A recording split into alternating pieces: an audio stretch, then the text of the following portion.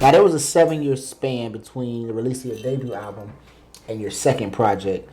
Now, what was the issue? Was it family stuff? Was it moving? Like, I'm gonna get a little personal. Like, what? Because as an artist, you're always creating, whether it's music, words, lyrics, whatever you're creating, you're creating. So 7 years is a long time, and it's crazy because 7 is the number of completion. You know, God created the world in 7 days, 7 days a week. It's a completed process. So that's deep that you waited 7 years, but I'm asking why. It's crazy because 7 is my favorite number. Wow. I did not deliberately wait 7 years. Right. We had a project that we did kind of right after Conundrum. Full length album, ready to go. Wow. What happened with that, I just didn't get the traction off of Conundrum that I felt I should have. Right. And I was like, I'm not just gonna keep giving my music away. Right. So we're gonna sit on it until Conundrum give me enough traction to actually blow up. Right. And needless to say, that didn't happen. And I had given up and quit, and I was like, it's this, I hear all this stuff going on and I don't like it. It hit the radio, they not working as hard as me, all of that stuff that artists go through when they feel underappreciated. Excuse me. I was like, you know what? It's doing the same thing on our computer that it would be doing anyway if nobody ever listens to it. Right, just put it out. So we did a themed album called To the Sheets, which was kind of a soundtrack for my Sexcapades book. So we did, that was my first theme project, and we just released that just to kind of have some fun because it's going on a mixtape that we're doing called From the Streets to the Sheets. And we released that just to kind of warm people back up to me and remind them that I'm still here. Correct. And then we started just back working on the project that we worked on 7-8 years ago, and boom, now you're gonna get it. So I love the fact that you went through that process and figured out what it took and how you was gonna make things work. But it's like when you're making this music, have all these albums and all this stuff going on, do you feel the pressure to be great? Like every song's got to be it, or someone be like, you know what? Let's just try and see what happens. Like, what's the creative process? Is what I'm asking. I definitely feel like every song has to be great. Gotta be. Every song has to be. Oh, it's great. Not worth making. Right. I gotta want to listen to it first. Right. If I don't even want to hear me, how can I expect anybody else to, to want to hear me? So, process-wise, I'm constantly writing, and there's certain songs that I'm okay with giving to another artist.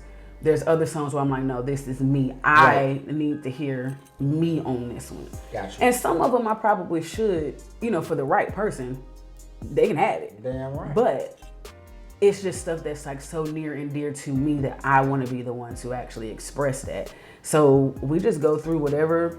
I write titles down is usually where I come from. I write down a title first, and then I build a song around the title. And I go from there. And some of them I've written years ago that I never do anything with. A lot of those songs from To the Sheets were started years ago. And then when my ex-girlfriend, I got with her, and our experiences allowed me to finish some of them. So I don't rush the process when it comes to me. I just kind of let it happen, and it has to feel right. So we mentioned To the Sheets. On that, that was an album. It was my EP. EP, okay. Yeah. On that EP, I've listened to it, and it's good to me. But I like your music. Like I said, I'm a fan. For some people, they'll say, "Oh, it's too vulgar," or "This is too much," or "She's doing too much," or "This is," what I'm saying, on the track. Do you ever feel like it's too much, or what's kind of your thoughts when you're writing "Suck the Pussy from the Back"? Like, are you like, "Oh, I don't know if I want to say that," or like, what I'm going at? Because you make, to me and you, we can say whatever we say, right? We did what it is. I'm gonna dump. But for some people, they're like, "Oh, that's right. I'm not gonna listen to her." And I know you know how to put out clean songs, and certain songs you work in all realms and you're very talented. But that To the Sheets was exclusive. So, what was your mind state like? Did you want to bottle it in? Well, so what happened with that Conundrum and What Feelings Sound Like don't have gender specifics in it. So I don't put out there that I'm talking to a female. Right. I don't try to pretend I'm talking to a male. My music is more so insert yourself. You know what I mean? What you can relate to, whoever you're talking to. Right. Put yourself in that song. So for the To the Sheets, I meant for it to be exactly what it was. It was supposed to be vulgar, and it was supposed to be explicit. It was supposed to be in your face and to the point. It was. It definitely Yeah, was. absolutely. There's no.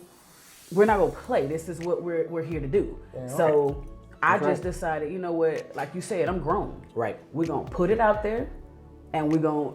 It's for adults. That album wasn't for kids. Right. You know what I mean? It wasn't necessarily for your grandma, but I bet you your grandma got a song on there that she liked. You feel what I'm saying? So I make music for everybody, but To the Sheets were for the grown and sexy for that specific reason. Now, like I just said, you say you can make something for somebody, mama, grandma, sister, whatever. That shows versatility.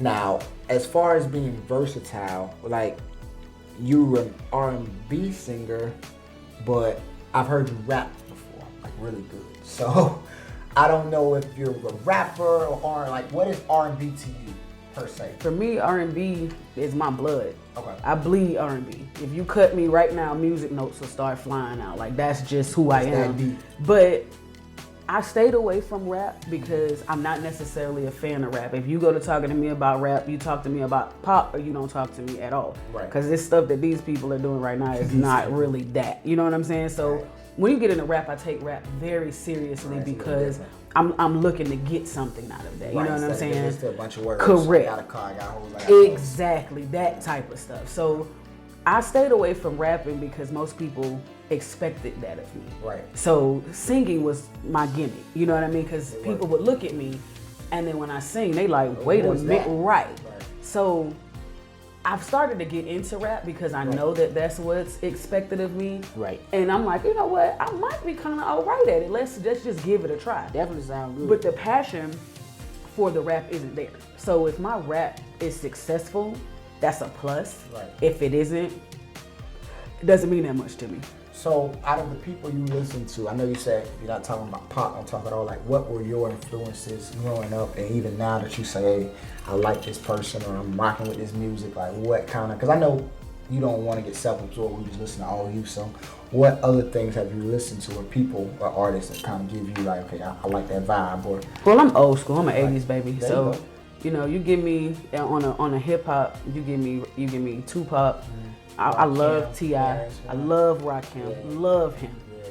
Nas, love him. Right. And no shade, I'm actually was more of a fan of Nas than I was of Jigga until, recently. Right. But as far as hip hop goes, like I'm talking real hip hop. I don't even know half of the names of these rappers that's out now because they all starting to sound alike. Yeah. But I gotta give it to you.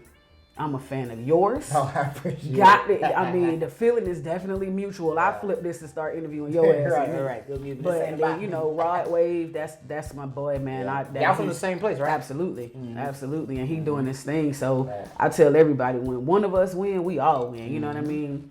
And then as far as R&B, Whitney Houston, of course. Oh my God. There would be no R&B for me without her. Right. Monica, she's like my Whitney. You know what I mean? Like somebody I actually met her.